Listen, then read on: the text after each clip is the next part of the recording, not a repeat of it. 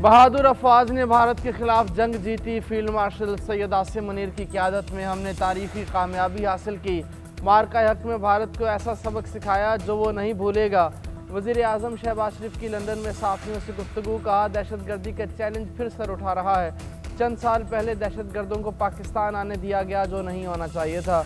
New York और Washington का दौरा बहुत कामयाब और मुफीद रहा। पाक अमेरिका बाहमी ताल्लुकात को दोबारा मजबूत किया जा रहा है। गजा से मुतल्लिक इजलास में हौसला अफजा बातचीत की गई। जनरल असम्बली में मसला कश्मीर भी उठाया। इस्लामाबाद हाई कोर्ट का जस्टिस तारिक महमूद जहांगीरी को जुडिशल काम से रोकने का हुक्म मुअत्तल। जस्टिस जमाल खान मंदोखेल ने रिमार्क्स दिए।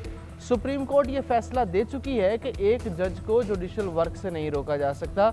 वकील ने मौक़िफ़ इख्तियार किया कि जस्टिस जमाल मंदोखेल का फैसला है कि एक जज दूसरे जज के खिलाफ रिट जारी नहीं कर सकता। जस्टिस जमाल मंदोखेल ने रिमार्क्स दिए, इस केस के हक़ाइक़ मुख्तलिफ थे जिसका आप हवाला दे रहे हैं। हमारे पास तो केस सिर्फ इस्लामाबाद हाई कोर्ट के अबूरी हुक्म की हद तक है। सुप्रीम जुडिशल काउंसिल का इजलास 18 अक्टूबर को बुला लिया गया।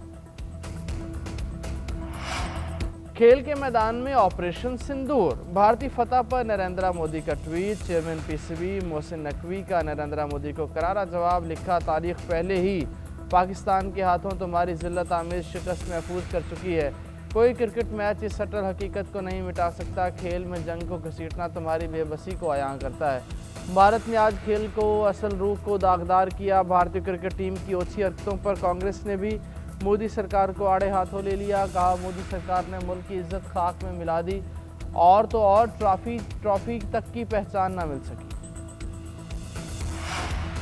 खुद पर बात बर्दाश्त कर लूंगी, पंजाब पर बात की तो छोड़ूंगी नहीं। वज़ीर आला पंजाब मरियम नवाज का फैसलाबाद में इलेक्ट्रिक बसों के मंसूबे की इफ्तिताही तकरीब से खिताब। का, पंजाब पर बात करने वालों को घर तक छोड़ कर आऊँगी। पंजाब अपने शहरियों की हिफाजत करना जानता है। चंद हफ्तों में फैसलाबाद में मेट्रो की तामीर शुरू हो जाएगी। झंग और चिन्योट को भी इलेक्ट्रिक बसें मिलेंगी। सैलाब में 25 लाख अफराद को रेस्क्यू किया गया। बर वक्त इक़दाम न करते तो बहुत नुकसान होता।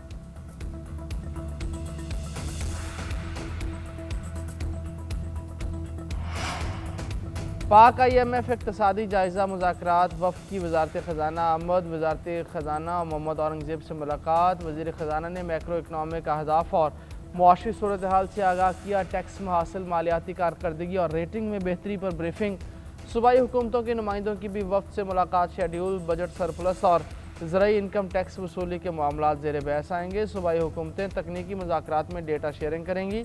FBR हुकाम टैक्स रेवेन्यू समेत इस्लाहात पर ब्रीफिंग देंगे। सैलाब पर उठने वाले अखराजात हंगामी फंड से पूरे करने पर ब्रीफ किया जाएगा।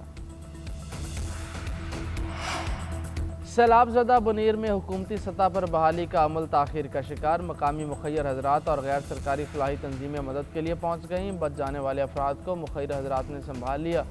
रोज़गार की बहाली में कलीदी किरदार। तबाह होने वाले 85 घरों की तामीर नौ। मसाजिद और मंदिर की भी दोबारा तामीर शुरू कर दी गई।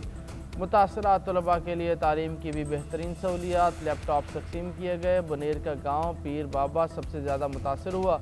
पूरा गांव रैले के साथ आने वाले पत्थरों तले दब गया था। सैकड़ों अफराद जाम बहक और ज़ख्मी।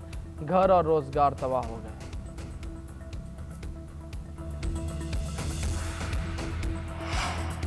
साइंस की मदद से आफात का मुकाबला। स्पार्को का बैनुल-अक़वामी तरबियती कोर्स शुरू हो गया। कोर्स में ट्यूनिस, लीबिया, सेनेगाल, इराक और OIC रुकन ममालिक के माहिरीन शामिल। तर्जुमान स्पार्को के मुताबिक कोर्स का मकसद सैलाब और खुश्क साली जैसी आफात से पेशगी आगाही है। जदीद खलाई टेक्नोलॉजी ख़तरात की पेशगी निगरानी और फैसला साजों को बर वक्त मालूमात फराहम करती है।